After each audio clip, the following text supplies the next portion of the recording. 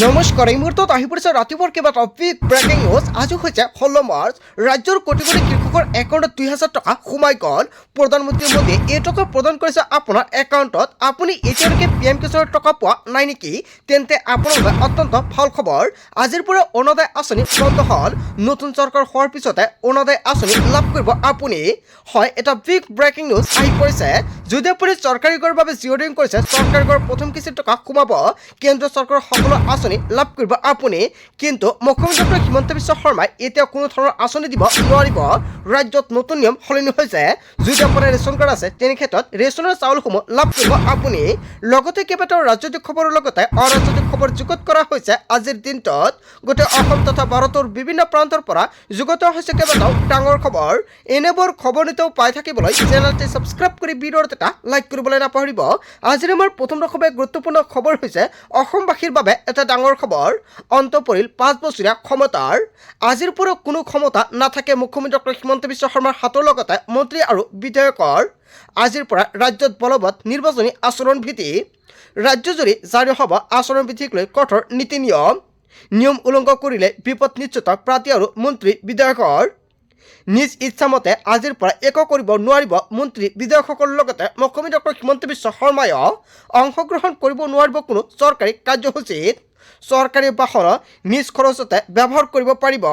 আৰু আজিৰ পৰা বন্ধ সকলো আঁচনি। চৰকাৰী কাম কাজত হস্তক্ষেপ কৰিব নোৱাৰিব। অৰুণোদয় আঁচনিৰ টকা প্ৰতি মাহতে আপোনালোকৰ বেংক একাউণ্টত লাভ কৰে। কিন্তু এইসমূহ আঁচনি বন্ধ হৈছে। ছাত্ৰ ছাত্ৰী সকলো আঁচনি বন্ধ হৈছে। মুঠতে ৰাজ্য চৰকাৰৰ কোনো ধৰণৰ আঁচনি আপুনি এতিয়াৰ পৰা নাপাব।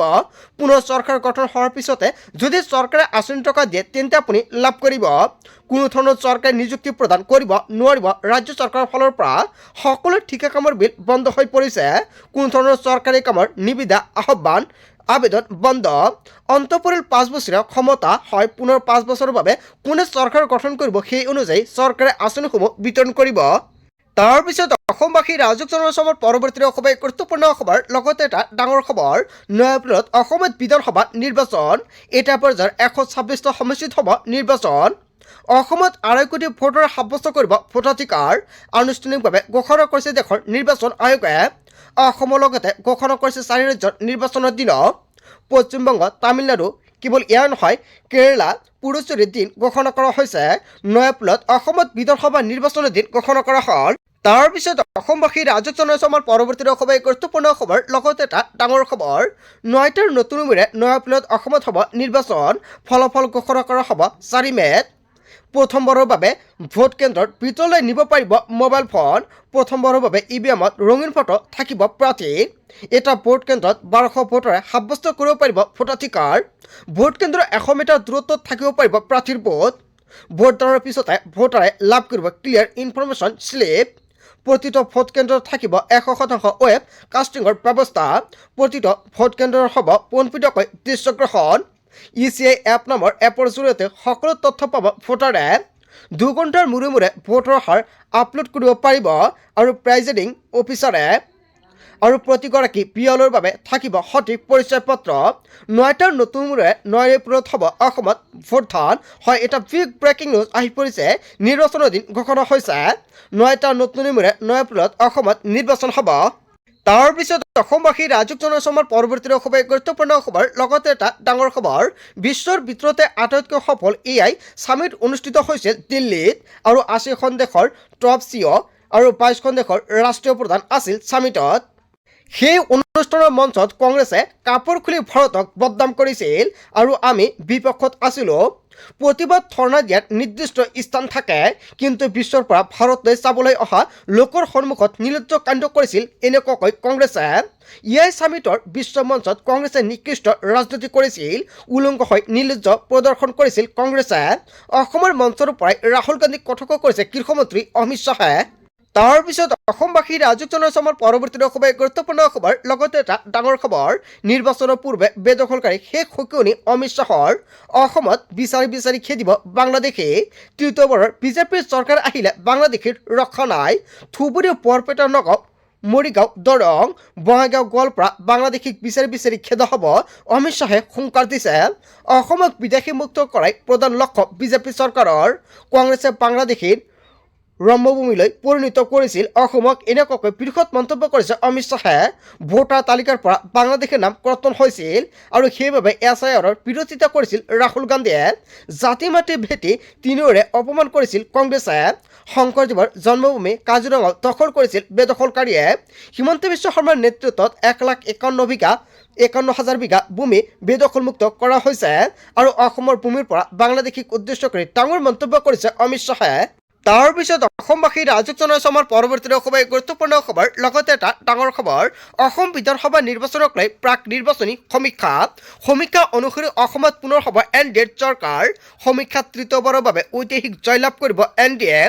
অসমৰ পৰৱৰ্তী মুখ্যমন্ত্ৰী হিচাপে কাক বিচাৰে অসমৰ জনতাই? মহিলা আৰু গ্ৰাম ভোটাৰৰ মাজত জনপ্ৰিয় মুখ্যমন্ত্ৰী ডক্টৰ হিমন্ত বিশ্ব শৰ্মা।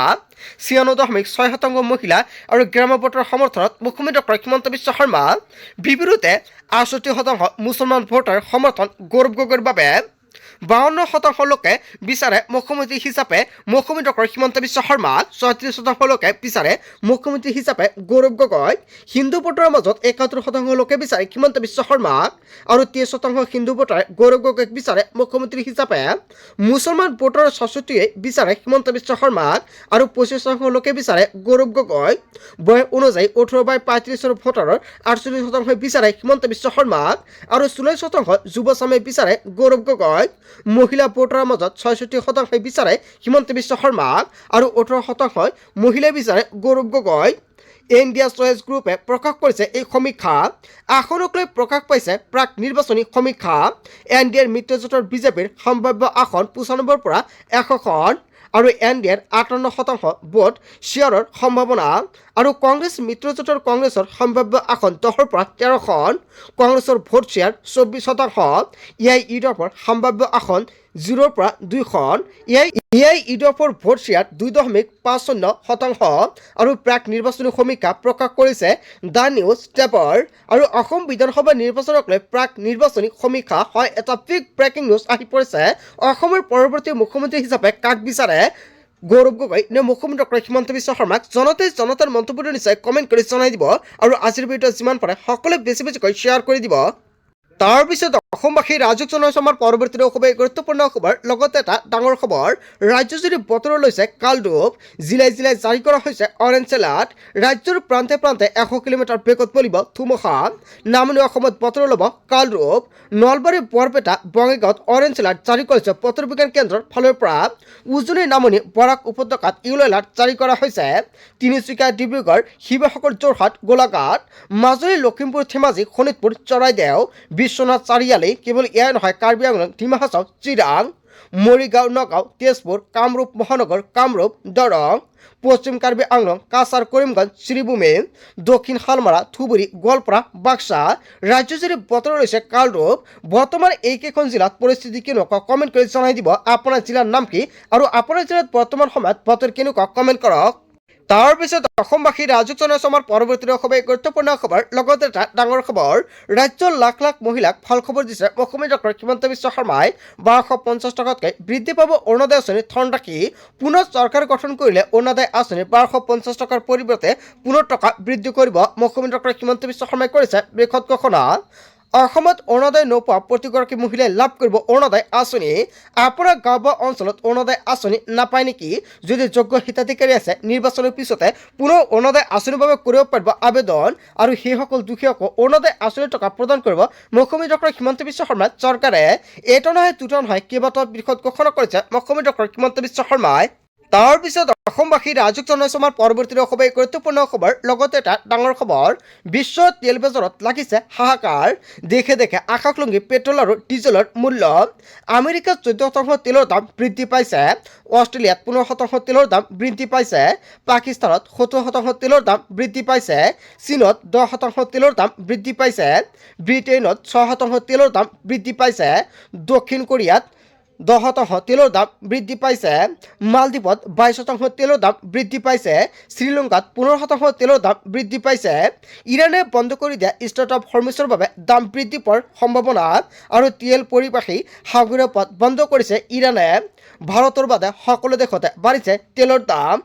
একমাত্ৰ ভাৰতৰ বাবে ৰেহাই ব্যৱস্থা কৰিছে ইৰাণৰ ফালৰ পৰা। প্ৰতি যুদ্ধত বাঢ়িছে আন্তঃৰাষ্ট্ৰীয় খাৰুৱা তেলৰ মূল্য। হয়, এটা ব্ৰেকিং নিউজ আহি পৰিছে। তাৰ পিছত অসমবাসী ৰাজুক জনসমাৰ পৰৱৰ্তী খুবেই গুৰুত্বপূৰ্ণ খবৰ। লগতে এটা ডাঙৰ খবৰ, নৈপৰীয়া হাজাৰ হাজাৰ লোক লৈ ডাঙৰ খবৰ আহি পৰিছে। কিছু সময়ৰ পাছতে নিপকৈ এৰিব সুৰা পানী।